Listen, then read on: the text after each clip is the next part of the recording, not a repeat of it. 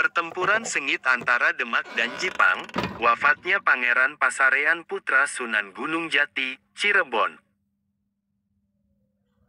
Sumber artikel link, https://pr.pikiran-hubung-rakyat.com/miring-hazana-miring pertempuran tanda hubung sengit tanda hubung antara tanda hubung Demak tanda hubung dan tanda hubung Jipang tanda hubung wafatnya tanda hubung Pangeran tanda hubung Pasarean tanda hubung putra Sunan tanda hubung Gunung tanda hubung Jati tanda hubung Cirebon.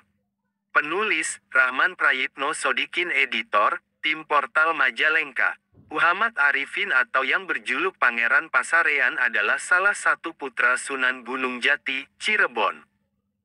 Menurut naskah Carita Purwaka Caruban Pangeran Pasarean adalah putra Sunan Gunung Jati dan Nyi Mas Rara Tepasan. Pangeran Pasarean lahir pada tahun 1495 dan menjadi Dipati Cirebon, Raja Muda pada 1528. Dinobatkannya Pangeran Pasarean jadi Raja Muda atas nama ayahnya Sunan Gunung Jati. Pada saat itu Sunan Gunung Jati sedang berkeliling tanah Sunda untuk menyebarkan ajaran agama Islam. Kisah mengenai kewafatan Pangeran Pasarean dimulai ketika pergolakan perebutan tahta di Demak memuncak. Pada masa Sunan Prawoto memerintah, terjadi pemberontakan di Demak. Arya Penangsang memproklamirkan diri sebagai Raja Demak yang sah yang berkedudukan di Jipang. Hal itu terjadi selepas Arya Penangsang berhasil membunuh Sunan Prawoto melalui orang suruhannya. Klaim sepihak Arya Penangsang membuat Demak yang kala itu tanpa raja harus melawan orang-orang Jipang. Dalam hal ini, maka sebagai sekutu Demak, Kesultanan Cirebon berkewajiban membantu Demak.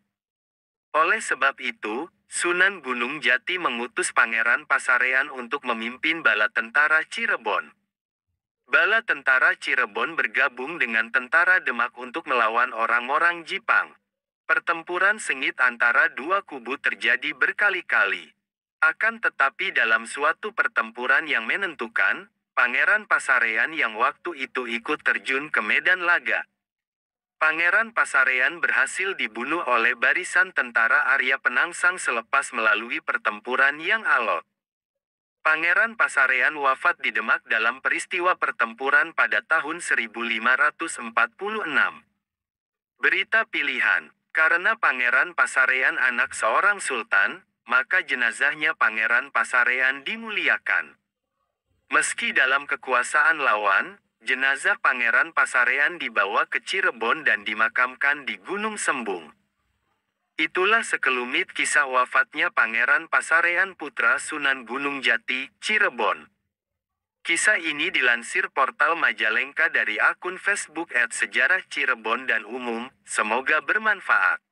Merasa tetram hatinya saat mendengar lantunan ayat Al-Quran. Ayat-ayat Al-Quran tersebut dilantunkan oleh suara merdu milik Nyi Subang Larang, sehingga Prabu Siliwangi pun menanyakan tentang siapa yang memiliki suara merdu tersebut.